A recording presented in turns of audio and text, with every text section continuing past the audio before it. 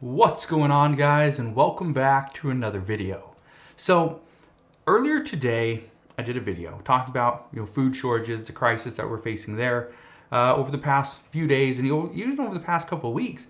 I've talked about the issues with gas prices. I talked about the issue with mortgage rates, and really everything, all the different crises that we're facing right now as a nation. Well, what somebody asked was earlier today was, do you see these crises lasting forever? My answer is no. None of these issues are going to last forever. Remember, there's good times, there's bad times. That's what we're seeing right now. We are seeing that this is it's gonna impact us all. But here's the thing, it's not going to happen forever. For example, let's look into the food crisis. Food is getting more expensive. There are some stores and locations throughout the country that are finding it difficult to restock their shelves. We see that. We understand that. We have accepted that.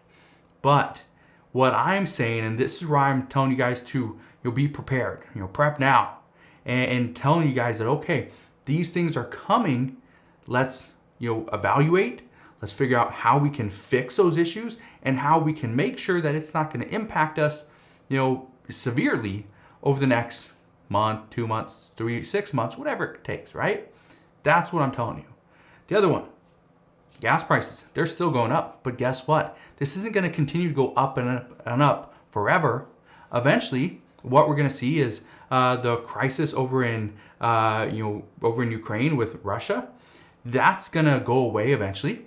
We're going to see, many countries are going to go back to buying Russian oil, right? We're going to see that. We're going to see more oil be drilled. There's going to be more stuff going on. The demand's going to come down. That's going to fix the price regarding oil. It's also going to fix our supply. As prices continue to go up, which they are, because currently gas is $4.61.9 a gallon. That's as of today, Memorial Day. So again, prices are going up, but as they go up and they stay elevated, the American people are going to stop buying gas. So will people in other countries. As they do, we will see demand destruction, which means the demand is going to drop. As it drops and we get more supply, prices don't go up, they go down. That's good news. Again, that's not going to last forever. Another one, COVID cases. I haven't been talking a lot about COVID cases lately for one main reason. The main reason why is simple. COVID cases are picking back up, but why is that? Is it because there's another new variant? Yeah. Is it more transmissible? Yeah. Is it deadlier? No. That's the reason why. If we start to see hospitalizations are on the rise, that's a little bit worrisome. We start to see deaths are increasing. That's scary. But that's not what we're seeing. What we're seeing is COVID cases. That's it. COVID cases are acceptable. It's like the flu. We can accept the flu. We're not going to all lock down, and stay in our homes because of the flu. But that's what we were used to because of COVID. So just understand, COVID cases are picking up. And the expectation is they're going to surge after today, after Memorial Day. But that's what we're expecting. So it shouldn't be a huge surprise. Here's the other thing. The American people are just getting tired of being cooped up in their homes. So what are they doing? They're getting out. They're hanging out with friends and family and loved ones and going on vacation and doing all these things that we used to do before COVID, right? Before the pandemic. Starting to do it now.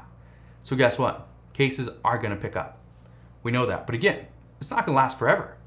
This will not last forever. Let's talk about the issues with Russia attacking Ukraine. Well, that somewhat came out of the blue. Nobody was expecting that to happen so suddenly, which suddenly was like over a 2 to 3 week span, but it happened. But the reports are indicating that this is a crisis that's not going to continue and run forever. Here's the reason why. Reports indicate as of over the past couple of weeks that Russia doesn't have the ability or the numbers to keep this up. And as long as other countries like the United States is helping out Ukraine, which we've been helping out Ukraine quite a bit, right? We passed, $40 billion to Ukraine, $39.8 billion. We passed what, $10 billion before that or whatever it was, right? So eventually Russia is going to run out of, their pretty much all everything they have, all their supplies, run out of troops. They're not going to have the numbers or the capacity to just keep this thing going. So eventually Russia is going to have to pull out. As Russia pulls out, gas prices will be not fixed necessarily, but they will. There will be a positive sign for gas. Second thing is food. Again, when Russia pulls out of Ukraine, it's not going to fix everything all of a sudden, but it's going to help, and it's going to help fairly quickly. So those are good news there. Here's the other crisis. This is one that could potentially last a little bit longer than the food crisis, gas crisis, COVID cases, and even Russia.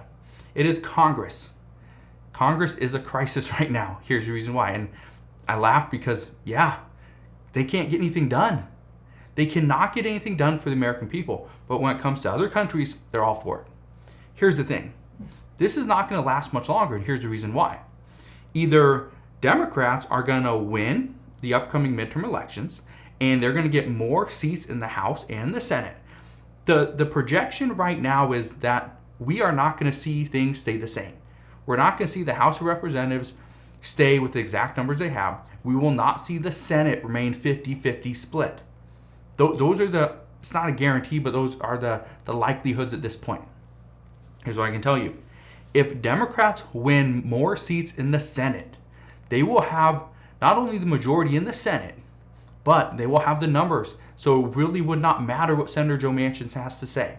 Wouldn't matter what Senator Kyrsten Sinema has to say and whether she supports a bill or not. Because if they get just two more Democrats, that would give them a 52-48 split, which means even if those two people decide to vote with Republicans, it's still a 50-50 split, which Kamala Harris would come in, be the tie-breaking vote. So anytime there's a budget reconciliation bill, Democrats would have that passed. But it would come up to what's going on in the House of Representatives. Again, here's the issue. If we see Republicans win both the House and the Senate, and even if you're a Republican, you're thinking, oh yeah, that's great. Here's the issue. You still have a Democratic president. So any bill would have to be a bipartisan bill, or else President Biden would just veto the bill. So even though Democrats could pass everything in the House and the Senate, it would then head to the president's desk and he would kill it. That's the expectation. That's what many people are projecting is going to happen.